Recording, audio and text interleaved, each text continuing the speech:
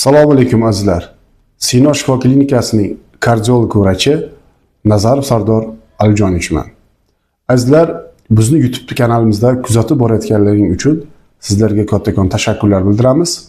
Bugun yana sizlarga yangi mavzu arterioskleroz haqida gaplashamiz.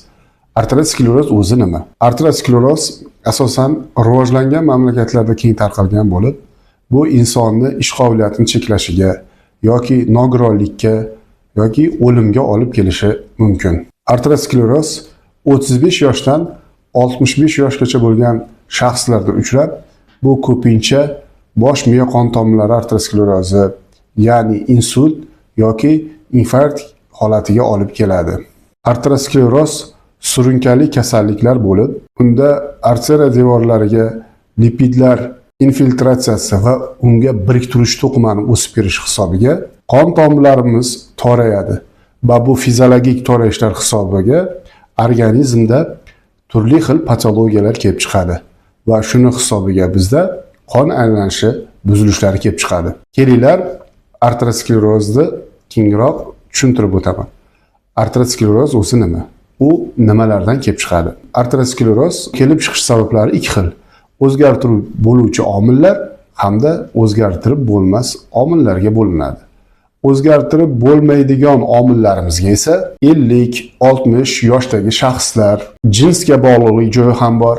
Bunda asosan erkaklarda ko'p uchraydi. Hamda shuni bilingki, irsiy moyillik. Hop, nima uchun irsiyat haqida gapiryapmiz? Bizda ish faoliyatimda bir oiladan 3 nafar erkak kishini infarkt bo'lganini kuzatganmiz. Masalan, akasi infarkt bo'lib kelib, 2 yildan keyin o'rtancha aka infarkt bilan kelyapti. Va 2 yildan keyin yana 3-uka yana infarkt bilan shoshilinch bo'limimizga tushyapti. Demak, azizlar, bu nimadan dalolat? Bu nasliy moyillik borligini bildiradi.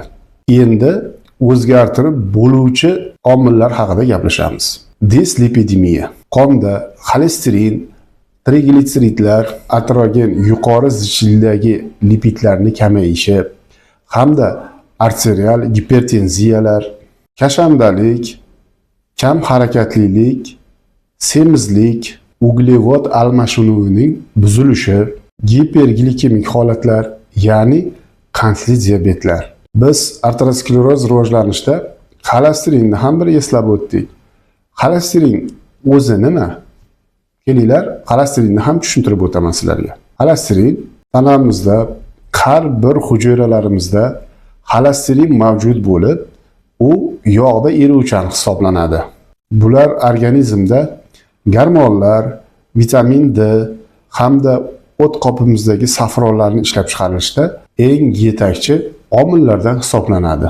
Demak, qon zardobida lipidlarning 3 xil turi mavjud.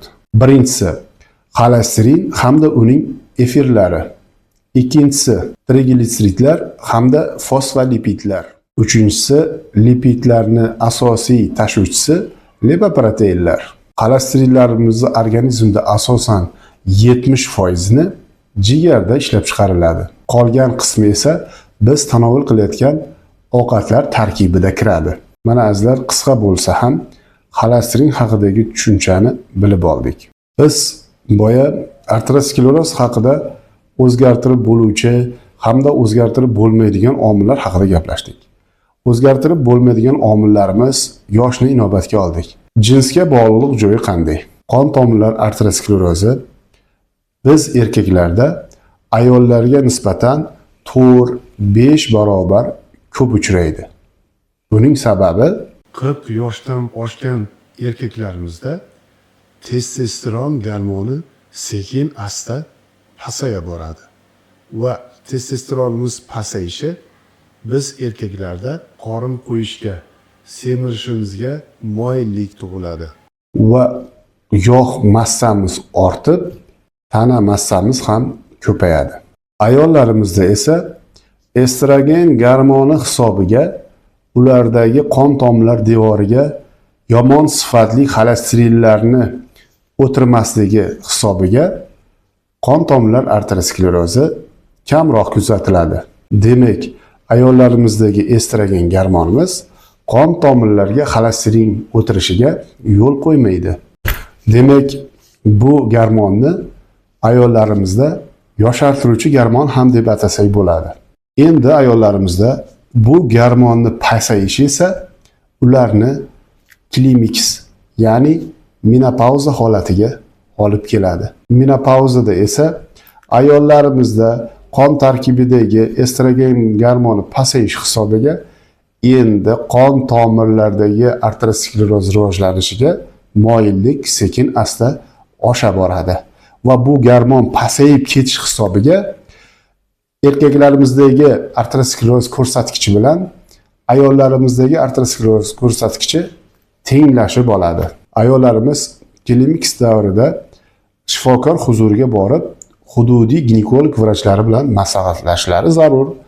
Bunda qon bosimlarini, qon tahlillarini ko'rsatib, gormon o'lchovlarini tekshirtirib olishlari zarur hisoblanadi. Ayollarimizda klimaks ko'plab xastaliklarga olib keladi. Masalan, asabiy buzilishlar, tanalarni qizishi, eng muhimi qon bosimini paydo bo'lishiga va quloqlarda shovqin bo'lishiga, ko'zlarni xiralashuviga olib keladi. Demak, ayollarimizda klimaks vaqtida, ya'ni o'tish davrida o'zlariga ikki hissa e'tiborli bo'lishlari talab etiladi. Arteriosklerozimizning rivojlanishida dislipidemiyaning o'rni katta. Dislipidemiya o'zi bu nima? Dis buzilish, lipidimni yog'lar, ya'ni yog'larni buzilishi degan ma'noni bildiradi. Lipoproteinlar va lipidlar ularni sintezi buzilib, katabolizmga uchrab, organizmdan chiqib ketishi natijasida ularni qon tarkibidagi miqdori o'zgaradi. Kamayishi yoki ko'payishi kuzatiladi. Birovardada lipid almashinuvi buziladi. Bu esa qondagi lipidlar hamda triglitseridlarning miqdori oshishiga olib keladi.